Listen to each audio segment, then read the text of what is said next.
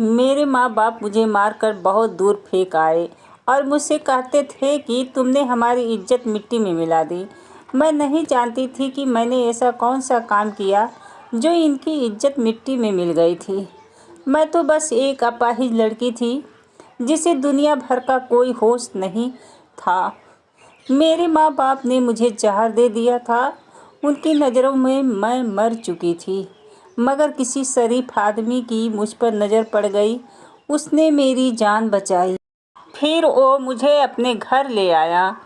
कुछ वक्त बाद मैं जब 18 साल की हुई तो उसने मुझसे शादी कर ली। मैं उसके साथ बहुत खुश थी। एक दिन मेरी नौकरानी रात रोते हुए मुझसे कहने लगी, दीदी मुझसे जुल्म देखा नहीं जाता।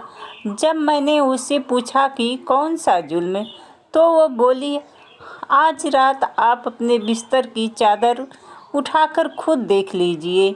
आपको सब पता चल जाएगा कि साहब जी आप पर इतने मेहरबान क्यों रहते हैं। रात को पति के सोने के बाद जब मैंने जैसे ही अपने बिस्तर की चादर हटाई तो ऐसा लगा था कि अभी मेरी जान निकल जाएगी, क्योंकि वहाँ तो मेरा नाम सुरभि है। मेरे पापा इंजीनियर थे। मेरी माँ को भी जॉब करने का बहुत शौक़ था, मगर पापा उन्हें जॉब नहीं करने देते थे। पापा उनकी खूबसूरती की वजह से उन्हें बाहर जाने नहीं देते थे। मेरी माँ की पढ़ाई मेरे पापा से ज़्यादा थी। वो कहती थी कि मेरी काबिलियत से तुम जलते हो, इसलिए मुझे जॉब नहीं करने देते हो। बस इसी वजह से दोनों की आपस में नहीं बनती थी। हर वक्त लड़ाई झगड़े चलते रहते थे। माँ को अपनी सहेली की फिक्र थी, जो हर वक्त अपनी महंगी महंगी चीज़ों का दिखावा करती रहती थी। माँ भी यही सोचती थी कि वो भी ऐसी चीज़ इस्तेमाल करे। उन्हें अपनी गरीबी बहुत बुरी लगती थी।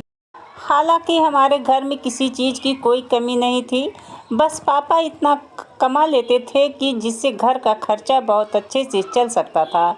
मेरी पैदाइशी पर दोनों ही खुश थे, लेकिन जब उन्हें पता चला कि उनकी बेटी अपाहिज है तो वो एक दूसरे पर इल्ज़ाम लगाने लगे। उन्हें सेहतमंद बच्चा चाहिए था। माँ को अपने दोस्तों के सामने भी बताते हुए भी शर्मिंदगी महसूस होती थी कि उनकी बेटी अपाहिज है। पापा तो वैसे भी मुझे मनहूस समझते थे। बुआ थी जो मेरा ख्याल रखती थी, मेरे पास बैठती थी। यूँ ही मैं बड़ी होती गई। मुझे कहीं जाने की इजाज़त नहीं होती थी। मैं माँ पापा की लड़ाई झगड़ा देखती आई थी। मैं भी माँ की तरह खूबसूरत थी, लेकिन खूबसूरती का क्या फ़ायदा जब कोई प्यार ही ना करे।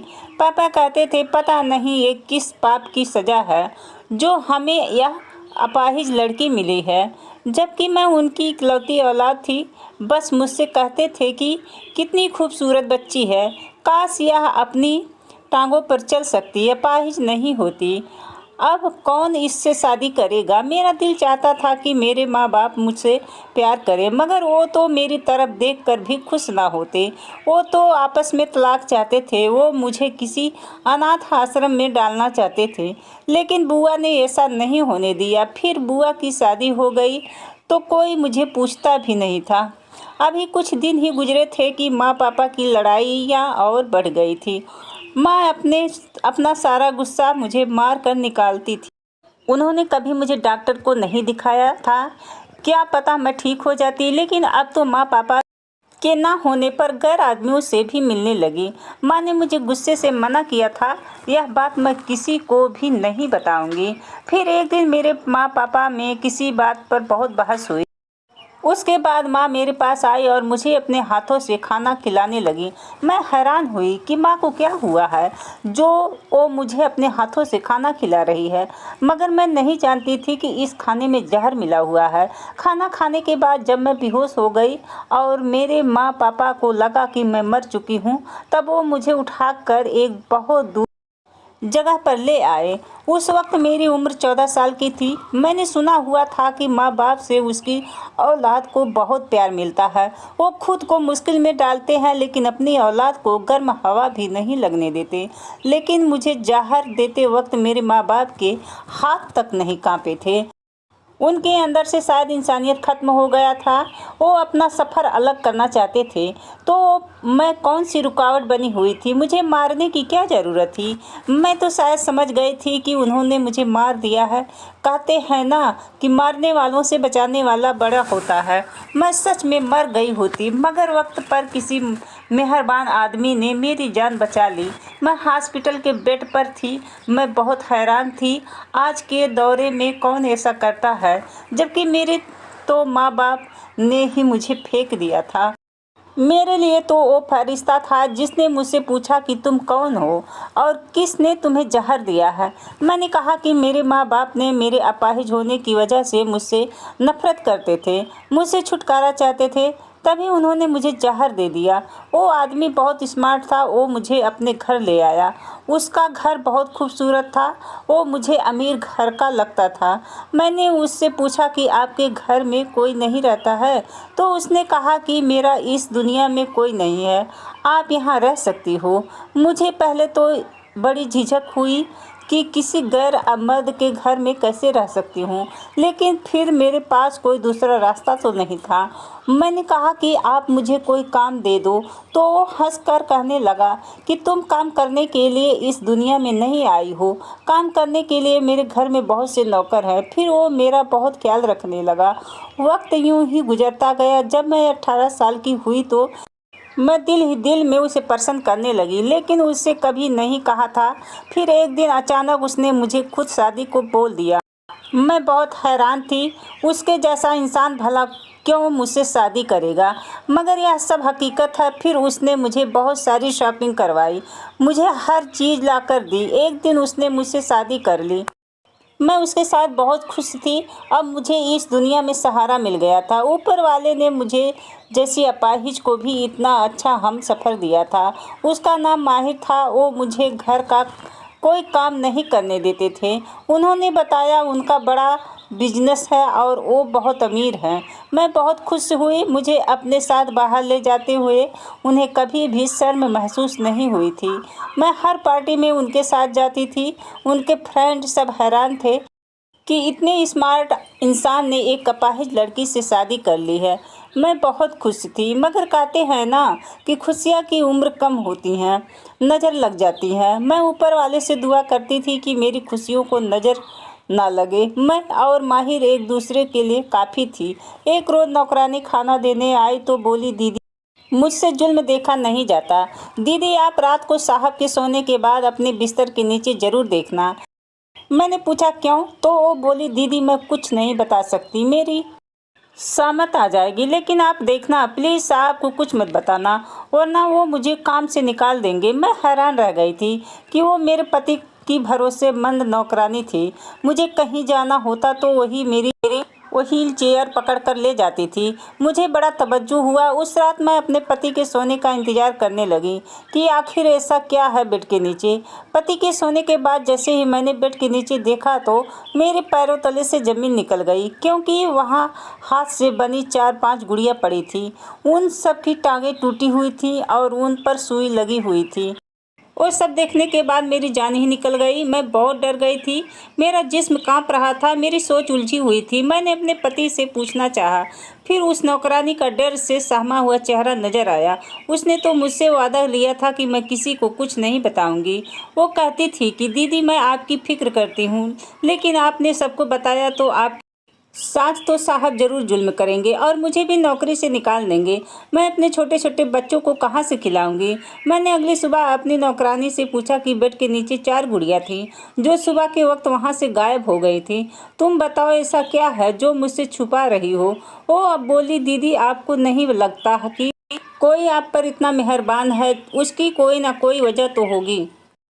आपसे पहले यहाँ और भी बहुत सारी लड़कियाँ आई थीं।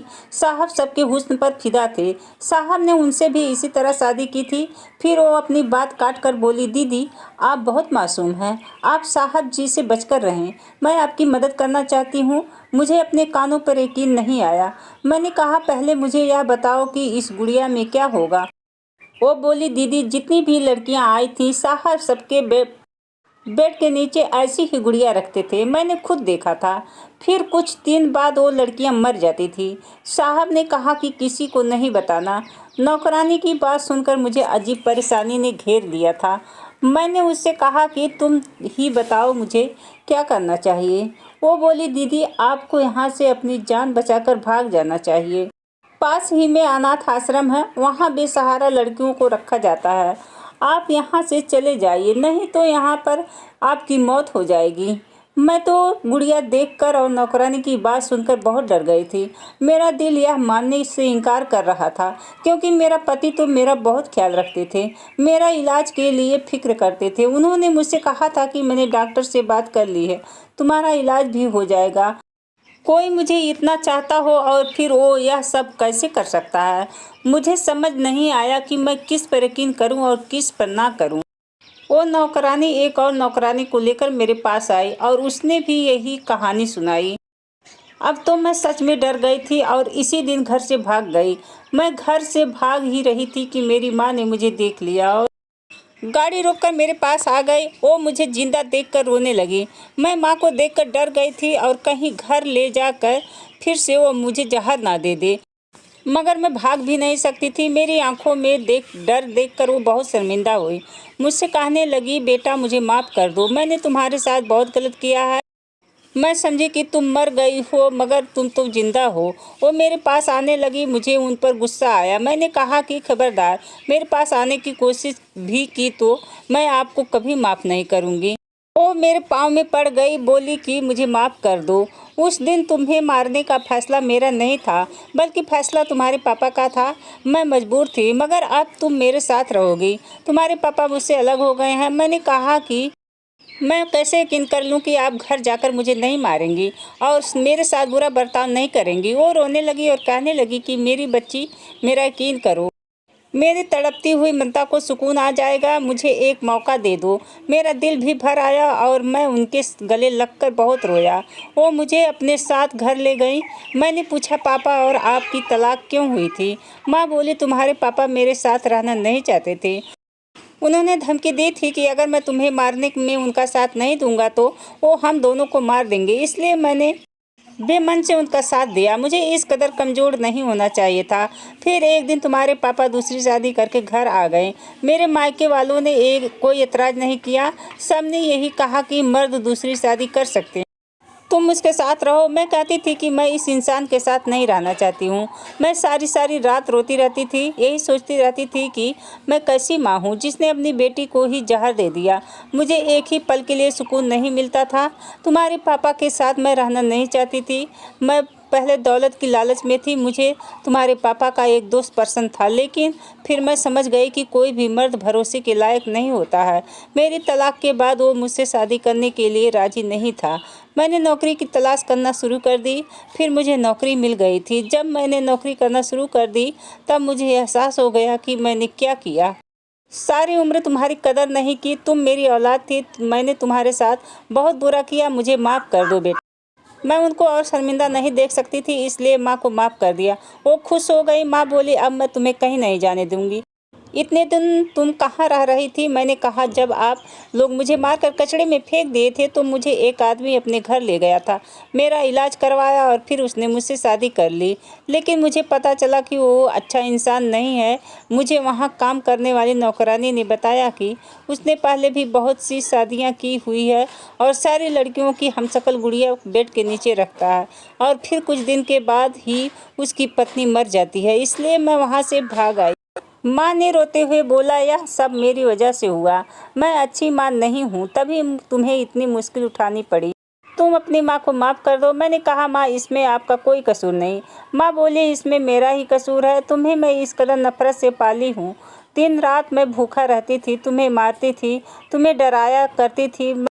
और मैं तरस भी नहीं खाती थी, मगर अब मैं तुम्हें कोई शिकायत का मौका नहीं दूंगी। एक अच्छी माँ बनकर दिखाऊंगी। मैं उनके घर आने लगी थी। वो मुझसे बात करने की बहुत कोशिश करती थी। माँ अभी भी वैसी ही खूबसूरत थी। कहीं से भी वो एक शादीशुदा बेटी की माँ नहीं लगती थी। कोई भी धोखा खा जाता था। उनकी उम्र से वो मेरी बहन लगती थी। माँ ने बताया कि वो जिस कंपनी में जॉब करती हैं, यह घर उन्हें कंपनी की तरफ से मिला है और गाड़ी भी मिली है।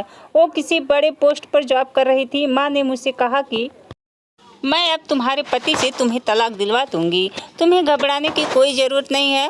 अब तुम अकेली नहीं हो, तुम्हारी माँ तुम्हारे साथ है। मैं खुश हो गई कि मैं अकेली नहीं हूँ। मुझे कहीं ना कहीं पति को छोड़ने का दुख जरूर था। मैं उस आदमी की पहचान से अब तक अनजान थी।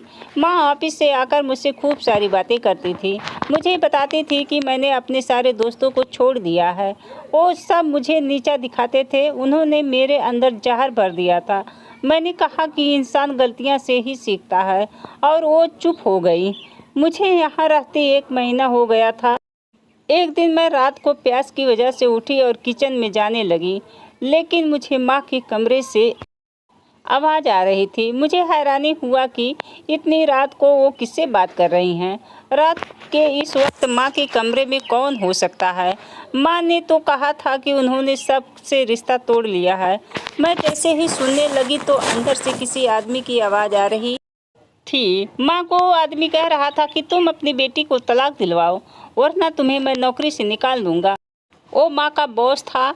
लेकिन रात के इस वक्त भी माँ के कमरे में मुझे यह सब ठीक नहीं लगा। फिर वो कहने लगा, तुम जो मुझसे शादी करने का ख्वाब देख रही हो, तुम्हारे ख्वाब तभी पूरे होंगे जब तुम मेरा काम करोगी। अगर मैंने तुमसे अपना घर और गाड़ी ले ली तो तुम सड़क पर आ जाओगी। तुम अभी तक अपनी बेटी को तलाक नहीं दिलवाई। मैंने इतना कुछ किया, तुम्हारी बेटी की नौकरानी को पैसे दिए, उसने उसको घर से निकाला, तुम्हारी बेटी के दिल में शक पैदा किया, नकली गुड़िया बनाकर बेड के नीचे रखी।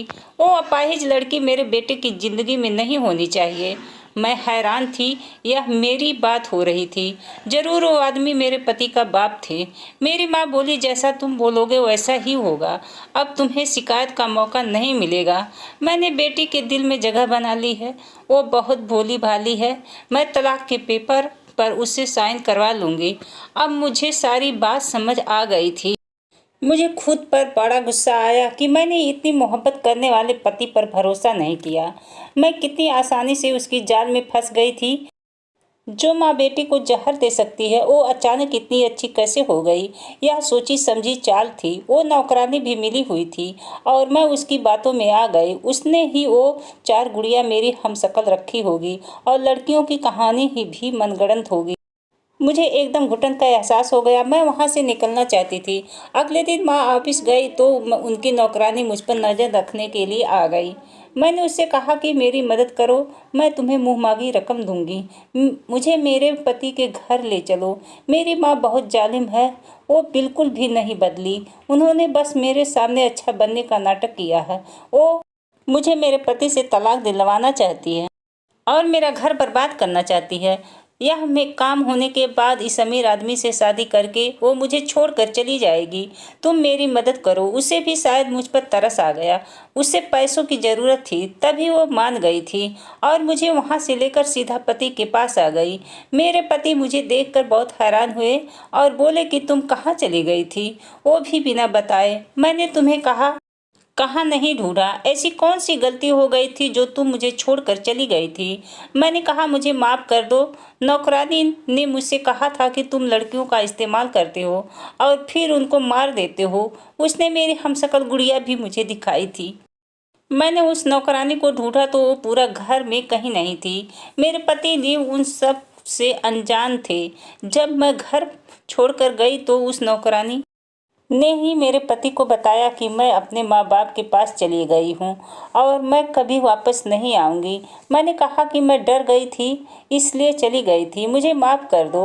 मैंने आप पर भरोसा नहीं किया। जिस लड़की के माँ बाप ने जिसे इस्तेमाल करके अपने मतलब के लिए फेंक दिया हो, वो लड़की ऐसे ही बन जाती हैं। मैंने कहा, मेरी माँ और तुम्हारे पापा ने हमें अलग करने का इरादा किया था।